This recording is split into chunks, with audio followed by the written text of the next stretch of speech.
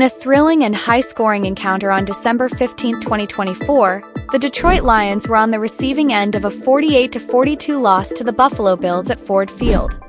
However, it wasn't just the final score that caught attention. A particularly puzzling moment came early in the fourth quarter when Lions head coach Dan Campbell made a highly unorthodox decision to attempt an onside kick with 12 minutes left in the game, a move that many viewed as a sign of desperation in the face of Buffalo's unstoppable offense, led by likely MVP candidate Josh Allen. Campbell has earned a reputation for his bold, aggressive play calls, especially on fourth downs, a trait that has endeared him to his players and Lions fans alike. His willingness to take risks is part of what has made him a popular figure in Detroit, as it reflects confidence in his team's abilities even in high-pressure situations.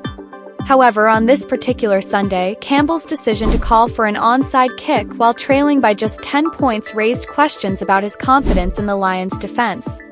The time of the onside kick attempt, the Lions had just scored a touchdown, cutting the deficit to 10 points.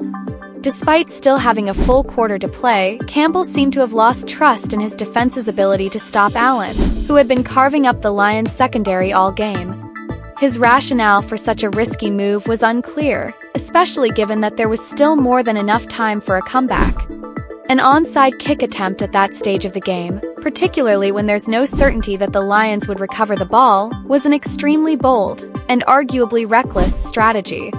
To make matters worse, onside kicks are notoriously difficult to recover, with success rates generally below 20%. The decision to attempt one in the middle of the fourth quarter, when most teams would prefer to rely on their defense and conserve possessions, seemed to be an almost panicked move by Campbell. As expected, the onside kick attempt failed, and Buffalo's Mac Hollins quickly returned the ball, setting up another easy touchdown for the Bills. This left the Lions with even less of a chance to mount a comeback as the Bills pushed their lead further out of reach. The fallout from this decision was immediate.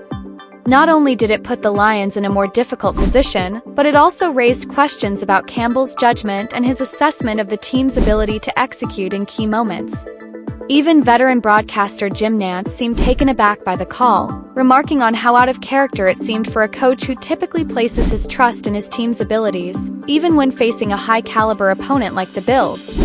Campbell's decision was reminiscent of a coach in panic mode, surrendering the game to a lucky bounce rather than playing the percentages and sticking with a more traditional approach.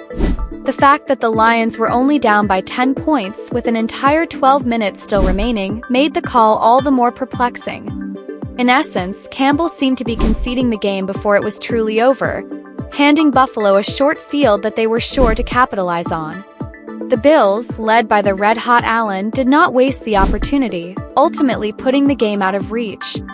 While Campbell's aggressive style has often paid off in the past, this onside kick attempt has led many to wonder whether his confidence was shaken by Josh Allen's offensive onslaught. The decision to rely on a fluke rather than trusting his defense to get the job done was a stark contrast to the coach who has built his reputation on bold, fearless calls. In the end, it was a gamble that didn't pay off, and one that could raise questions about the direction of the Lions' strategy in high-stakes moments moving forward. This loss, while disappointing, may serve as a lesson for Campbell in finding the right balance between aggressive play calling and the faith required to trust his team in pivotal moments.